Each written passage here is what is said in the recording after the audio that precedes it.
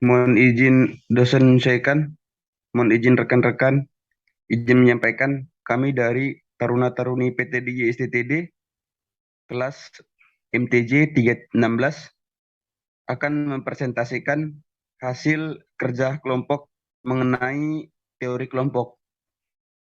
Untuk itu perkenankan kami untuk memperkenalkan diri. Saya sendiri Taruna Nindya Kusmasba, nomor Taruna 2002186, asal Kupang, Nusa Tenggara Timur. Dan saya Taruni Nindya Fitriani Syarifudin, notar 2002127, asal Kota Palu, Sulawesi Tengah.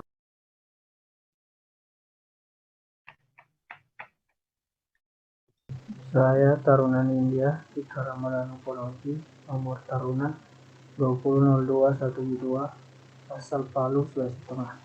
Dan saya Taruna Nindya Muhammad Rifki, nomor Taruna 2002252, asal Kota Dumai, Provinsi Riau. Baiklah, di sini saya akan menjelaskan mengenai definisi kelompok. Menurut Mardikanto tahun 1993, kelompok adalah himpunan yang terdiri dari dua atau lebih individu manusia yang memiliki ciri-ciri. Yang pertama, memiliki ikatan yang nyata. Yang kedua, memiliki interaksi dan interrelasi sesama anggotanya. Yang ketiga, memiliki struktur dan pembagian tugas yang jelas. Yang keempat, memiliki kaidah-kaidah atau norma tertentu yang disepakati bersama.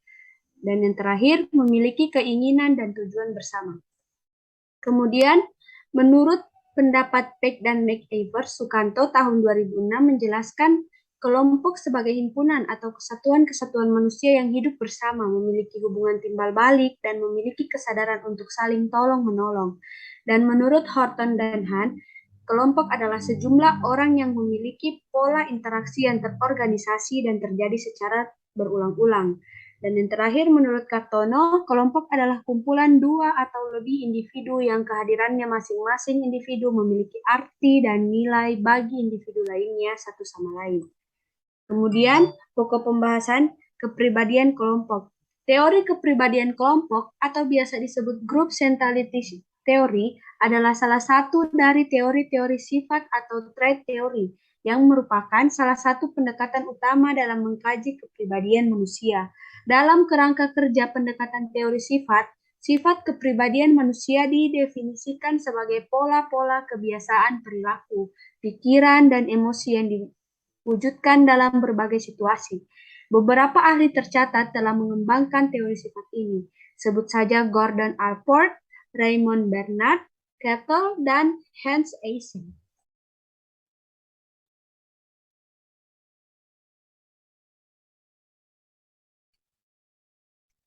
Proses pembentukan kelompok.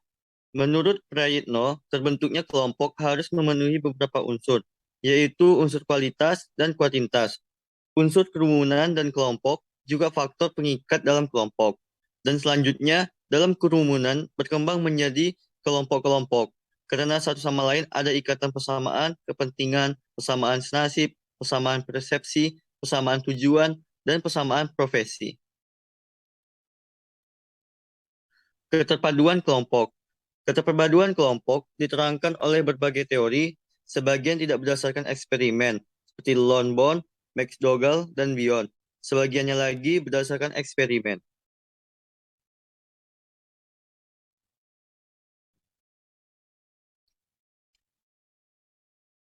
A. Gustav Le Bon.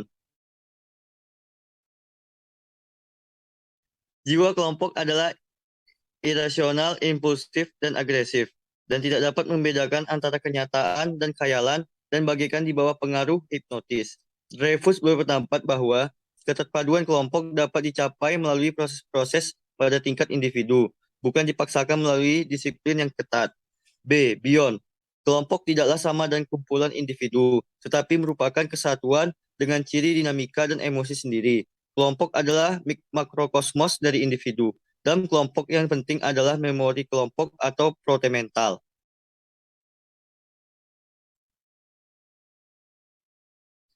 C. McDougall. Jiwa kelompok bukanlah yang mengendalikan perilaku kelompok, karena pengendali perilaku kelompok adalah naluri emosi.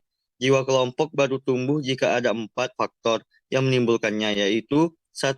Keberlangsungan keberadaan kelompok berlanjut untuk waktu yang lama dalam artian keanggotaan dan peran setiap anggota. 2. Adanya tradisi, kebiasaan, dan adat. 3. Ada organisasi dalam kelompok. 4. Kesadaran diri kelompok. Pemalasan sosial. Pemalasan sosial muncul disebabkan oleh beberapa alasan meliputi A. Anggota kelompok menganggap anggota lain tidak bekerja maksimal.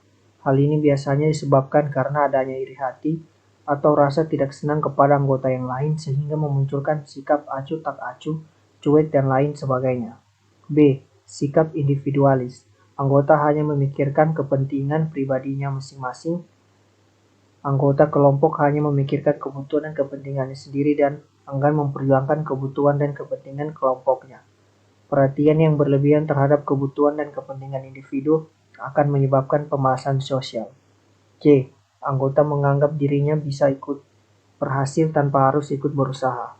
Biasanya terdapat anggota kelompok yang menyerahkan sepenuhnya semua tugas atau pekerjaan kepada anggota kelompok yang lain. Sementara dia hanya menjadi pengekor saja atau tercatat namanya saja tanpa ikut bekerja kelompok. D. Tugas yang tidak jelas kriteria keberhasilannya, visi, misi, dan tujuan kelompok yang tidak jelas biasanya akan menyebabkan terjadinya pemalasan sosial. Visi, misi, dan tujuan yang tidak jelas, pasti kriteria keberhasilannya juga tidak jelas. E. Tugas yang keberhasilannya tidak menimbulkan kebanggaan. Tugas-tugas yang tidak menantang, monoton, dan dalam skala kecil biasanya tidak menimbulkan kebanggaan dari anggota kelompok. F. Pembagian tugas dan tanggung jawab tidak jelas dari orang lain. Dalam hal ini, masing-masing anggota kelompok tidak memiliki kejelasan tugas dan tanggung jawabnya terhadap apa yang harus diperbuatnya. Pemalasan sosial kelompok memberikan kesempatan bagi individu untuk menghindari tanggung jawab pribadi dan melimpahkannya pada anggota kelompok yang lain.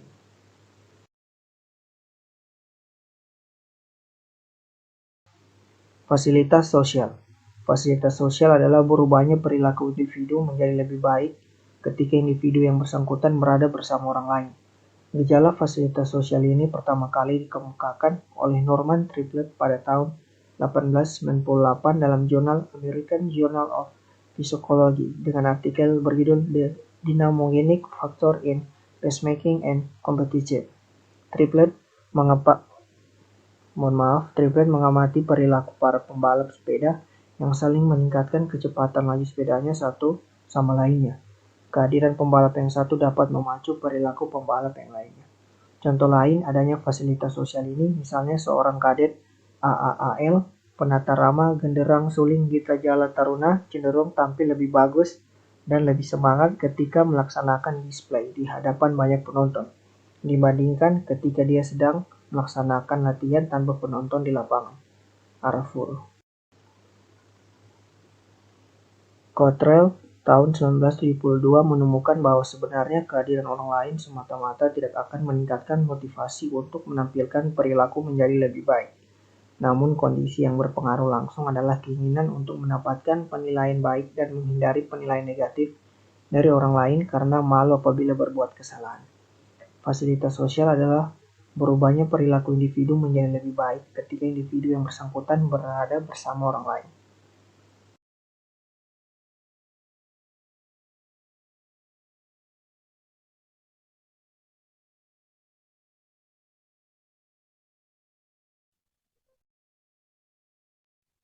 Berikut adalah polarisasi kelompok. Kelompok dapat mempengaruhi individu dalam bersikap dan berperilaku. Bagaimana kelompok mempengaruhi individu? Apakah ketika bergabung dengan kelompok, sikap individu berubah? Perubahan sikap individu menjadi lebih ekstrim terhadap suatu hal akibat hasil diskusi kelompok yang disebut dengan polarisasi kelompok.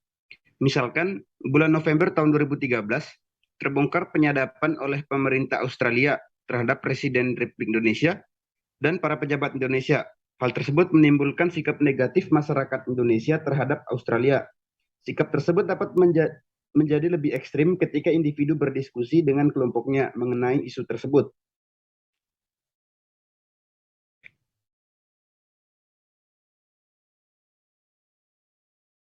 Menurut Forsyth, Stangor, dan Myers, ada beberapa penyebab timbulnya polarisasi kelompok. antara lain 1. Perbandingan sosial, 2. Persuasi, 3. Identitas sosial, 4. Penyebaran tanggung jawab dan pengalihan risiko, 5. Konformitas, normatif dan informatif, 6. Repeated dan expression.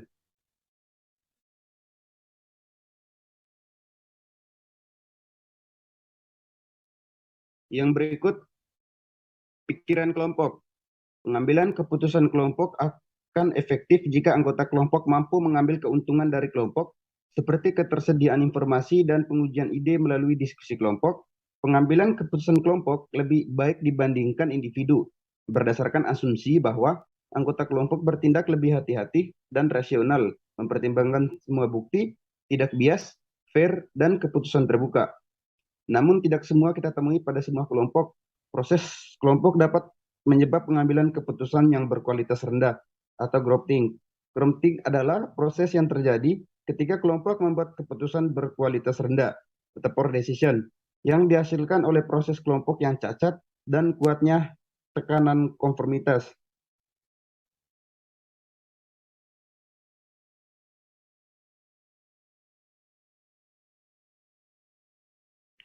Groupthink terjadi pada kelompok yang memiliki kohesivitas tinggi dan identitas sosial yang kuat.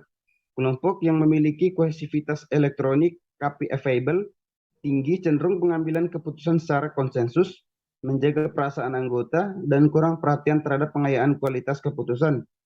Menurut psikolog psikologi sosial MC Cowley, ada beberapa kondisi yang cenderung pada groupthink, yaitu 1. Group isolation, pengambilan keputusan yang tidak mencari analisis dan informasi yang bersumber dari luar kelompok. Yang kedua, primordial leadership, yaitu pemimpin memberikan solusi atas permasalahan sebelum kelompok dapat mengevaluasi semua bukti. Yang ketiga, group homogeneity, yaitu kelompok membuat orang cenderung berasal dari latar belakang sama dan membuat opini cenderung sama. Sementara Stangor menambahkan bahwa groupthink terjadi ketika kelompok memiliki pemimpin yang kuat dan direktif waktu krisis dan penuh tekanan stres.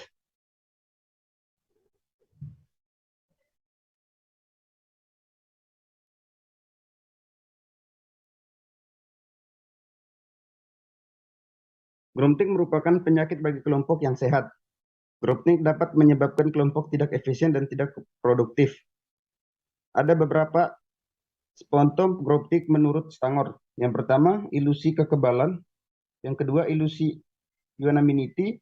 Yang ketiga, in-group favorism. Yang keempat, kurangnya dalam mencari informasi baru. Yang kelima, kurangnya dalam berbagi informasi. 6. Tekanan untuk konformitas terhadap norma kelompok. 7. Keyakinan moral dalam kelompok.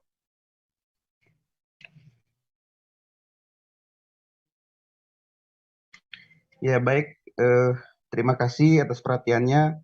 Mohon maaf jika pemaparan dari kami belum sempurna, dan selesailah proses atau presentasi kelompok 1 mengenai teori kelompok.